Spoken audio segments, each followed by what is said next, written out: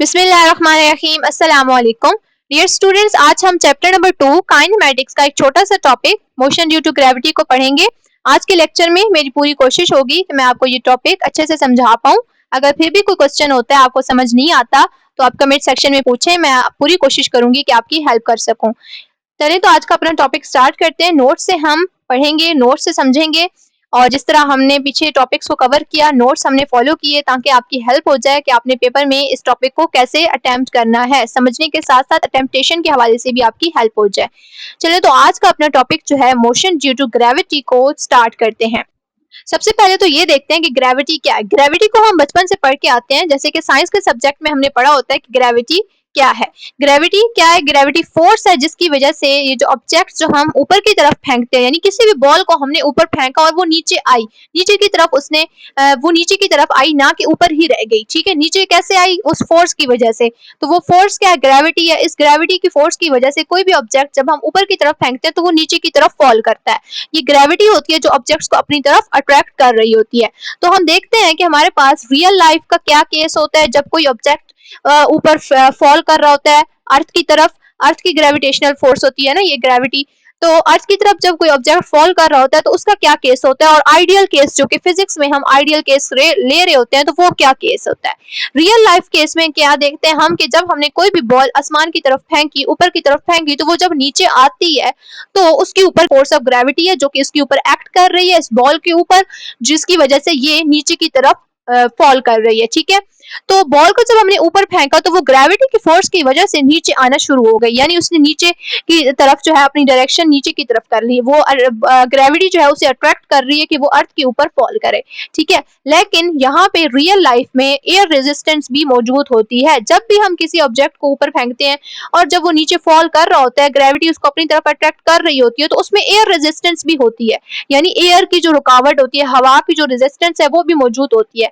जबकि ideal case जो कि इसके ऑपोजिट में है, आइडियल केस क्या है कि आइडियल केस जब हम जो कि हम फिजिक्स में लेते हैं, जिसमें हम हर किस्म की जो रेजिस्टिव फोर्सेस होते हैं उसको इग्नोर कर रहे होते हैं, तो एयर रेजिस्टेंस को भी हम इग्नोर कर देते हैं, हालांकि वो मौजूद होती है। लेकिन आइडियल केस में, फिजिक्स के केस में, आइडियल केस में हम एयर रेजिस्टेंस को इग्नोर कर देते हैं। तो हम क्या कहते हैं कि कोई भी ऑब्जेक्ट जब हमने ऊपर की तरफ फेंका और जब वो नीचे आया तो उसके ऊपर सिर्फ एक ही फोर्स एक्ट कर रही है जो कि क्या है? ग्रेविटी। यहाँ पे हमने कहा कि आइडियल केस में एयर रेजिस्टेंस नहीं है, जबकि रियल लाइफ में एयर रेजिस्टेंस होती है। और आइडियल केस जो है वो हम सिर्फ फिजिक्स में इस तरह ले रहे होते हैं जिसमें हम इग्नोर कर रहे होते हैं, जबकि एक्चुअल में वो चीज प्रेजेंट होती है। ठीक है, ये चीज हमने समझी। आगे हम समझते हैं, अब इसकी डेफिनेशन की तरफ आते हैं। तो मोशन ड्यू टू ग्रेविटी है क्या? Motion due to gravity is the motion of any object under the influence of the gravitational force of earth alone without any force like air resistance. अब पहले मैंने आपको इसीलिए वो चीज समझाई कि आइडियल केस हमारे पास क्या है और रियल लाइफ केस क्या है। जब कोई भी ऑब्जेक्ट हम ऊपर की तरफ फेंकते हैं और जब वो नीचे आता है तो उसके ऊपर कौन सी फोर्स एक्ट कर रही होती है? रियल लाइफ में तो उसके ऊपर एयर रेजिस्टेंस एक्ट कर रही है, लेकिन आइडियल केस में जो कि फिजिक्स में हम देख रहे होते हैं उसमें हम एयर रेजिस्टेंस को इग्नोर कर देते हैं। तो मोशन ड्यू टू ग्रेविटी क्या है? Is the motion of any object under the influence of the gravitational force of earth alone. यानी मोशन ड्यू टू ग्रेविटी हम तब कहेंगे कि कोई भी ऑब्जेक्ट जो है उसकी मोशन ग्रेविटी की वजह से तब होगी जब हम उसके ऊपर हम कहेंगे कि सिर्फ ग्रेविटेशनल फोर्स एक्ट कर रही है, यानी आइडियल केस सिर्फ ग्रेविटेशनल फोर्स जी जो है एक्ट कर रही है उसके ऊपर कोई अदर फोर्सेस जो है एक्ट नहीं कर रही। एयर रेजिस्टेंस और हर किस्म की रेजिस्टिव फोर्स को जब हम इग्नोर कर देंगे तो तब हम कहेंगे कि ये ऑब्जेक्ट मूव कर रहा है ग्रेविटी की फोर्स की वजह से। तो इसकी मोशन क्या है? Motion due to gravity. When an object is in free fall, gravity pulls it downward with a constant acceleration. जब कोई ऑब्जेक्ट फ्री फॉल की मोशन में होता है, जैसे कि एक्सेलरेशन को टॉपिक हम पीछे पढ़ के आए हैं, तो हमने यूनिफॉर्म एक्सेलरेशन पढ़ा था, कांस्टेंट एक्सेलरेशन जो होता है, जो कि एक्सेलरेशन सेम रहता है, तो उसमें हमने फ्री फॉल की एग्जांपल देखी थी, यानी जो ऑब्जेक्ट जो है हाइट से नीचे गिर रहे होते हैं अर्थ की तरफ, फ्री फॉल जिनको हम कह रहे हैं, तो ग्रेविटी जो है उन्हें अपनी तरफ नीचे डाउनवर्ड पुल कर रही होती है, अपनी तरफ अट्रैक्ट कर रही होती है। इस कॉन्सेप्ट का हमें पहले से पता है। ठीक है, तो उस केस में हमारे पास कांस्टेंट एक्सेलरेशन हमें मिल रहा होता है, यानी हमारे पास वेलोसिटी जो है वो वेलोसिटी का जो चेंज आ रहा होता है वो सेम होता है।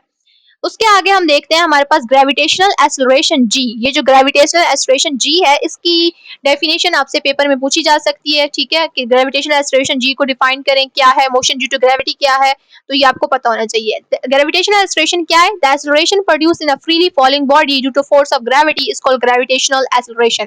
अब वो वाला एक्सेलरेशन जो कि एक फोर्स ऑफ ग्रेविटी की वजह से प्रोड्यूस हो रहा है, यानी कोई बॉडी हमने ऊपर फेंकी, जैसे कि हमने बॉल को फेंका था और वो नीचे आ रही है, यानी आइडियल केस जो हमने देखा था, वो नीचे आ रही है, ठीक है, उसके ऊपर फोर्स ऑफ ग्रेविटी सिर्फ लग रही है, तो उस केस में एक्सेलरेशन जो प्रोड्यूस होगा उसको हम क्या कहेंगे? Gravitational acceleration. क्यों? क्योंकि वो सिर्फ फोर्स ऑफ ग्रेविटी की वजह से प्रोड्यूस हो रहा है, ना कि किसी और फोर्स की वजह से। हमने बाकी सारी फोर्सेस को इग्नोर कर दिया, सिर्फ हमने कहा कि एक फोर्स उसके ऊपर एक्ट कर रही है, जो कि क्या है? फोर्स ऑफ ग्रेविटी, जिसको हम डिनोट करते हैं स्मॉल जी से, और इसकी वैल्यू क्या होती है? 9.8 metre per second square towards the centre of earth. ये इस अर्थ के ऊपर जी की वैल्यू क्या है? 9.8 मीटर पर सेकंड स्क्वायर। ये आपने हमेशा के लिए अपने दिमाग में ये वैल्यू याद कर लेनी है।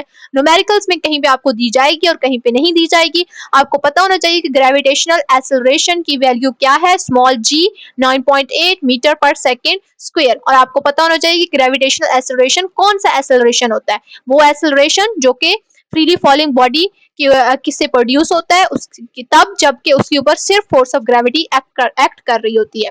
It means the object's velocity increases by 9.8 metre per second 9.8 metre per second every second when falling freely. इसका मतलब ये है कि जब फ्रीली फॉलिंग ऑब्जेक्ट का फ्रीली फॉल जो कर रहा होता है ऑब्जेक्ट, उसका मतलब ये है कि वेलोसिटी जो है उसकी इंक्रीज कर रही होती है 9.8 मीटर पर सेकंड, हर सेकंड में 9.8 मीटर पर सेकंड। ये हम कॉन्सेप्ट जो है अभी एक्सेलरेशन में हमने एग्जांपल पढ़ी थी यूनिफॉर्म एक्सेलरेशन की। अगर आपने वो टॉपिक नहीं पढ़ा हुआ तो आप पढ़ें, तब आपको ये समझ आएगी अच्छे से कि यहाँ पे फ्रीली फॉलिंग ऑब्जेक्ट का क्या बताया जा रहा है। इसका ये बताया जा रहा है कि जब ऊपर से फ्री ऑब्जेक्ट जो है फॉल कर रहा होता है नीचे, तो वो उसका जो है एक्सेलरेशन जो होता है वो यूनिफॉर्म होता है, और उसके ऊपर ग्रेविटी की फोर्स एक्ट कर रही है, तो हम कहेंगे उसका ग्रेविटेशनल एक्सेलरेशन है। तो ग्रेविटेशनल एक्सेलरेशन क्या होता है? 9.8 मीटर पर सेकंड, और 9.8 मीटर पर सेकंड ही वो हर सेकंड में 9.8 मीटर पर सेकंड, फिर उससे आगे 9.8 मीटर पर सेकंड बढ़ जाता है, तो इस तरह स्पीड उसकी इंक्रीज हो रही होती है। 9.8 मीटर पर सेकंड से उसकी स्पीड इंक्रीज हो रही होती है, तो ये उसका क्या है? ग्रेविटेशनल एक्सेलरेशन का बताया जा रहा है। Effect of air resistance. Air resistance का क्या इफेक्ट है? यानी जब हमने तो ऊपर पढ़ा आइडियल केस, जिसमें हमने पढ़ा मोशन ड्यू टू ग्रेविटी को। मोशन ड्यू टू ग्रेविटी को अपने याद रखना है, एक आइडियल केस है जिसमें हम सिर्फ ग्रेविटी की फोर्स को देख रहे होते हैं कि ग्रेविटी की फोर्स एक्ट कर रही है बॉडी के ऊपर, तब हम ग्रेविटेशनल एक्सेलरेशन कह रहे होते हैं, ठीक है। लेकिन अगर एयर रेजिस्टेंस को देखें, एयर रेजिस्टेंस तो है ना रियल लाइफ में, जब इसको हमने समझना है कि एयर रेजिस्टेंस का क्या इफेक्ट है, तो इसको हम कैसे समझेंगे? A coin falls faster than a paper in open air because air slows the paper। एक एग्जांपल हमने ली, एक एग्जांपल से समझते हैं कि कॉइन और पेपर, दो चीजों को हमने नीचे गिराया, ठीक है, फॉल करवाया, ठीक है, कॉइन भी गिर रहा है और पेपर भी गिर रहा है, लेकिन हमने ये देखना है कि कॉइन सबसे पहले नीचे जाके गिरेगा, नीचे जाके जो है वो पहले जाएगा, या फिर पेपर। तो हमने देखा कि कॉइन जो है वो ज्यादा फास्टर फॉल कर रहा है, ज्यादा तेजी से नीचे गिर रहा है, जबकि पेपर जो है वो नहीं गिर पा रहा है ज्यादा जल्दी से। कॉइन पहले जाके पहुंचा है अर्थ पे, जबकि पेपर पहले नहीं पहुंचा। इसका क्या मतलब है? ओपन एयर में जब हमने इनको नीचे गिराया, तो इसका मतलब ये है कि एयर जो है वो स्लो कर रही है पेपर को। एयर की रेजिस्टेंस जो है वो पेपर को स्लो कर रही है, ठीक है। रेजिस्टेंस मौजूद है, इसलिए पेपर जो है वो स्लो गिर रहा है। तब कॉइन से, कॉइन पहले पहुंच गया है नीचे अर्थ पे और पेपर बाद में पहुंचा है, तो कॉइन की स्पीड यानी ज्यादा थी और पेपर की कम थी। तो in a vacuum no air, vacuum एक केस हमने ले लिया, आइडियल केस। ये वही केस है जो मैंने आपको सबसे पहले ये टॉपिक पढ़ाते हुए समझाया कि रियल लाइफ में हमारे पास एयर रेजिस्टेंस होती है, जबकि फिजिक्स में हम आइडियल केस लेते हैं। तो वैक्यूम जहाँ पे एयर नहीं है, जब एयर नहीं होगी तो रेजिस्टेंस एयर की नहीं होगी। In air both fall at the same rate, दोनों क्या है? एट द सेम रेट पे फॉल करेंगे, कॉइन भी और पेपर भी, ठीक है, क्योंकि एयर रेजिस्टेंस नहीं होगी। एक्सेलरेशन इज सेम, और एक्सेलरेशन भी क्या होगा? सेम होगा। उन दोनों के ऊपर सिर्फ ग्रेविटी की फोर्स एक्ट कर रही होगी, कॉइन के ऊपर भी और पेपर के ऊपर भी। वैक्यूम के अंदर, वैक्यूम के अंदर एयर नहीं होती, ठीक है, तो एयर नहीं होगी, तो फिर हम कहेंगे कि उसके ऊपर एयर रेजिस्टेंस भी नहीं है। जब एयर रेजिस्टेंस नहीं है तो इसका मतलब सिर्फ एक फोर्स उसके ऊपर एक्ट कर रही है जो कि ग्रेविटी की फोर्स है, तो इसका मतलब एक्सेलरेशन उसका सेम है, ठीक है। उसके बाद की पॉइंट्स देख लेते हैं समझने के लिए। ऑल ऑब्जेक्ट्स लाइट और हैवी, तमाम ऑब्जेक्ट्स, तमाम चीजें, चाहे वो लाइट है या हैवी है, यानी भारी हैं या फिर हल्की हैं, fall with the same acceleration, वो सेम एक्सेलरेशन के साथ ही फॉल करती हैं, जिसको हम ग्रेविटेशनल एक्सेलरेशन कह रहे हैं। Due to gravity if air resistance is ignored, साथ में एक कंडीशन है कि एयर रेजिस्टेंस को इग्नोर हमने किया हुआ है, क्योंकि मोशन ड्यू टू ग्रेविटी में हम आइडियल केस देख रहे हैं और आइडियल केस में एयर रेजिस्टेंस को हम इग्नोर कर देते हैं। तो तमाम ऑब्जेक्ट्स चाहे वो लाइट हैं या हैवी हैं, सेम एक्सेलरेशन के साथ नीचे गिरेंगी ग्रेविटी की वजह से, तब जब वो उसका एयर रेजिस्टेंस हम इग्नोर कर देंगे। सेकंड पॉइंट है this value of g is approximately constant near earth surface, और ये जो जी की वैल्यू है ना 9.8 मीटर पर सेकंड स्क्वायर, ये अर्थ की सरफेस के दौरान जो है अप्रोक्सीमेटली कांस्टेंट ही रहती है, यानी ना तेज ना बढ़ती है ना कम होती है, कांस्टेंट होती है। The direction of g is always downward, और जी की जो डायरेक्शन है वो हमेशा नीचे की तरफ होगी। ये पॉइंट्स आपने याद रखने हैं, कॉन्सेप्चुअल और एमसीक्यूज में आपसे पूछे जा सकते हैं। डायरेक्शन ऑफ जी जो है वो डाउनवर्ड होगी, क्योंकि अर्थ की जो है ये फोर्स है, तो अर्थ जो है नीचे है, तो अर्थ तो अपनी तरफ अट्रैक्ट करेगी, चीजों को अपनी तरफ पुल करेगी, डाउनवर्ड पुल करेगी नीचे की तरफ, ना कि ऊपर की तरफ, नीचे होती है। इसकी डायरेक्शन के बारे में अगर पूछा जाए कि जी की डायरेक्शन क्या है, डाउनवर्ड, नीचे की। उसके बाद पॉजिटिव एंड नेगेटिव एक्सेलरेशन का कॉन्सेप्ट, कि पॉजिटिव एक्सेलरेशन क्या होता है और नेगेटिव एक्सेलरेशन क्या होता है। पॉजिटिव एक्सेलरेशन क्या है? When an object falls downward, जब ऑब्जेक्ट्स जो है डाउनवर्ड नीचे की तरफ फॉल करते हैं, ग्रेविटी स्पीड्स अप, तो ग्रेविटी क्या है? बढ़ जाती है, क्योंकि ग्रेविटी नीचे की तरफ है ना, तो अर्थ जो है वो नीचे की तरफ इन चीजों को पुल कर रही होती है डाउनवर्ड। तो जब ऑब्जेक्ट डाउनवर्ड नीचे गिरेगा तो उसकी ग्रेविटी बढ़ जाएगी, तो एक्सेलरेशन क्या होगा? पॉजिटिव। यहाँ पे ग्रेविटेशनल एक्सेलरेशन की बात हो रही है, जी की, ठीक है, ये आपने क्लियर करना है। प्लस जी, उसको हम किससे लिखेंगे? प्लस जी, ये आपने याद रखना है। प्लस जी क्या है? पॉजिटिव एक्सेलरेशन, ठीक है, पॉजिटिव एक्सेलरेशन प्लस जी। और ये कब होता है? जब ऑब्जेक्ट्स डाउनवर्ड फॉल कर रहे होते हैं और उनकी स्पीड जो है बढ़ रही होती है। और उसके ऑपोजिट नेगेटिव एक्सेलरेशन है, जिसको हम माइनस जी से डिनोट करते हैं नेगेटिव एक्सेलरेशन को, और ये तब होता है when an object moves upward, जब ऑब्जेक्ट जो है अगेंस्ट द ग्रेविटी मूव करते हैं। ग्रेविटी की डायरेक्शन हमने पढ़ी है ना, जी की डायरेक्शन क्या है? डाउनवर्ड, लेकिन ये अगेंस्ट द ग्रेविटी जा रहे हैं ऊपर की तरफ, ठीक है, तो इनकी स्पीड क्या होगी? स्लो हो जाएगी, तो एक्सेलरेशन नेगेटिव प्रोड्यूस होगा। याद रखना है आपने कि जी की डायरेक्शन हमेशा नीचे होती है, और जब चीजें नीचे की तरफ गिरेंगी तो ग्रेविटी बढ़ेगी, जब ऊपर की तरफ गिरेंगी तो ग्रेविटी कम होगी। और जब पॉजिटिव एक्सेलरेशन क्या होता है? प्लस जी, और नेगेटिव माइनस जी। उसके बाद formula to use in numerical problems, numerical problems अगर मोशन ड्यू टू ग्रेविटी से रिलेटेड आपसे पूछे जाएं तो आपने क्या फार्मूला यूज करना है? When solving questions about objects falling or thrown vertically, A is equal to G is equal to 9.8 metre per second if downward motion। अगर downward motion बताई गई है ना न्यूमेरिकल में कि ऑब्जेक्ट्स को डाउनवर्ड नीचे गिराया गया है डाउनवर्ड, तो फिर आप G की वैल्यू क्या पुट करेंगे? 9.8 मीटर पर सेकंड स्क्वायर। अगर ये बताया गया कि ऑब्जेक्ट्स को ऊपर की तरफ फेंका गया तो आप माइनस जी पुट करेंगे, ठीक है, इस चीज का आपने ख्याल रखना है, और साथ आप माइनस लगाएंगे, minus 9.8 metre per second square.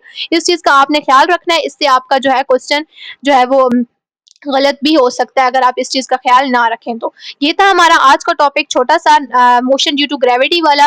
अगर आपको कोई क्वेश्चन है, आपको नहीं समझ आया, तो आप कमेंट सेक्शन में पूछें, मेरी पूरी कोशिश होगी कि मैं आपकी हेल्प कर सकूं। इससे अगला टॉपिक जो है हमारे पास ग्राफिकल एनालिसिस रह गया, इंशाल्लाह उसको अगले लेक्चर में कवर करेंगे।